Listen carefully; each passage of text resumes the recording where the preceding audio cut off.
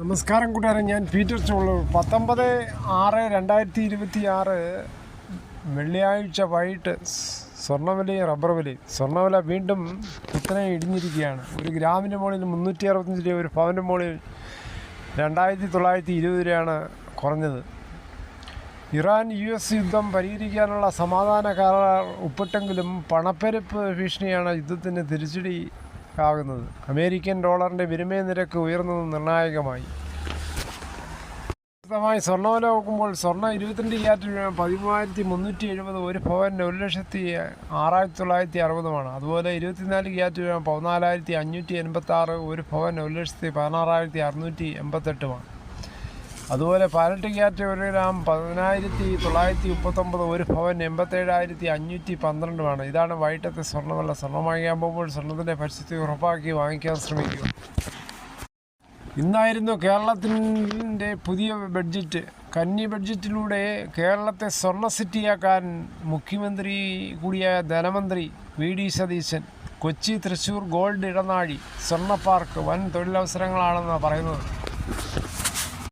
Rubber വില നോക്കുമ്പോൾ rubber വില Kottayam RSS 4 275, RSS 5 270, ISN 10 226, latex 60% 168. Kochi വില നോക്കുമ്പോൾ RSS 4 275, RSS 5 270. അഗർത്തല വില നോക്കുമ്പോൾ RSS 4 262, RSS 5 259. ഒട്ടുപാൽ നോക്കുമ്പോൾ 80% DRC ഒട്ടുപാൽ കിലോ 167, 60% DRC ഒട്ടുപാൽ കിലോ 125 രൂപ 25 പൈസ.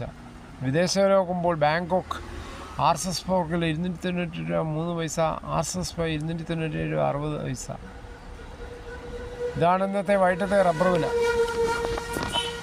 102 സീറ്റുമായി അധികാരത്തിലെത്തിയ UDF സർക്കാരിൻ്റെ ആദ്യത്തെ ബഡ്ജറ്റ്, അതായത് VD സതീശൻ്റെ ആദ്യത്തെ കന്നി ബഡ്ജറ്റിൽ റബ്ബറിൻ്റെ താങ്ങുവില 250 വരെയാണ് പ്രഖ്യാപിച്ചിരിക്കുന്നത്. പ്രകടന പത്രികയിൽ പറഞ്ഞത് 300 മുമ്പ് 200 ആയിരുന്നു, ഇപ്പോൾ 250 ആക്കി താങ്ങുവില. രാജ്യാന്തര വിപണിയിൽ 300 രൂപയോളം വിലയുള്ളപ്പോഴാണ് സർക്കാർ ഇപ്പോൾ താങ്ങുവില കേരളത്തിൽ 250 രൂപ ഇന്നത്തെ ബഡ്ജറ്റിലൂടെ പ്രഖ്യാപിച്ചത്. അതേസമയം കാർഷിക മേഖലയ്ക്ക് 1534 കോടി രൂപയാണ് വകയിരുത്തിയിരിക്കുന്നത്. കർഷകരെ നെഞ്ചോടെ ചേർത്ത് VD സതീശൻ സർക്കാർ. സർക്കാരിൻ്റെ ലക്ഷ്യം കൃഷിയെ ലാഭകരമാക്കുന്നതിനൊപ്പം ആധുനിക സാങ്കേതിക വിദ്യ കോർത്തിണക്കി ഒരു പുതുയുഗ കേരളം സൃഷ്ടിക്കുക എന്നതാണ് ഈ നീക്കത്തിലൂടെ സർക്കാർ ലക്ഷ്യമിടുന്നത്. എന്തായാലും റബ്ബർ കർഷകർക്ക് വളരെ ആശ്വാസം തന്നെയാണ്. ഇപ്പോൾ 275 രൂപയുടെ അടുത്ത് നിൽക്കുകയാണ് റബ്ബർ വില. ഇത് 250 താഴെ പോയാൽ സബ്സിഡിക്ക് നമുക്ക് അപേക്ഷിക്കാം. എന്നാൽ നെല്ല് സംഭരണം കൂടുതൽ കാര്യക്ഷമമാക്കാനും സംഭരണ വില കർഷകർ കൃത്യസമയത്ത് കൊടുക്കാനും ഉറപ്പുവരുത്തുകയാണ് ഈ ബഡ്ജറ്റിലൂടെ. നാളികേര കർഷകരെ സഹായിക്കാനായി സർക്കാർ തലത്തിൽ പുതിയ സംഭരണ കേന്ദ്രങ്ങൾ ആരംഭിക്കുമെന്നതും കർഷകർക്ക് വലിയ താങ്ങായി മാറിയിരിക്കുകയാണ് ഈ കന്നി ബഡ്ജറ്റ്. പ്രഖ്യാപനങ്ങളെല്ലാം ഫലവത്താകട്ടെ എന്ന് നമുക്ക് ആശംസിക്കുക. അതോടുകൂടി ഈ വീഡിയോയുടെ പൂർണ്ണമാകുന്നു. ഇത്രയും സമയം ക്ഷമയുടെ കേട്ടതിന് വളരെയധികം നന്ദി.